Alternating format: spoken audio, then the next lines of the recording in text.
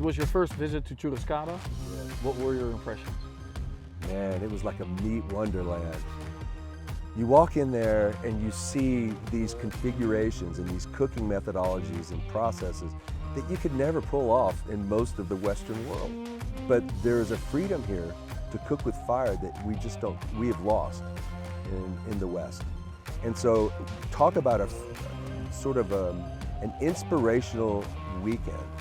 This has truly been it, because I've been able to see and experience things that you could only dream of, and they're alive and they're happening right in front of you. So Churrascada was just a giant release of hopes and aspirations and dreams, all sort of mixed up together, manifest right in front of my eyes.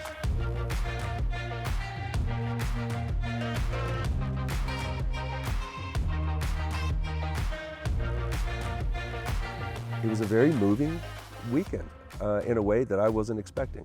But you weren't there just as a visitor. You were also part of one of the international chefs. Yes. So you had to cook for the audience. What did you make and how did it go? For us, we had issues with pepper.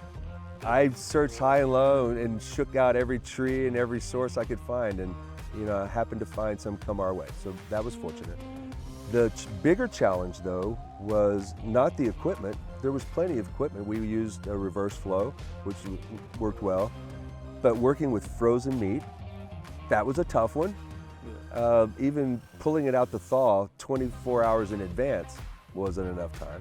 So it was a major challenge all the way around. At the end of the day, we were able to utilize the techniques we know work and to help us push through. And the end product I thought was very good.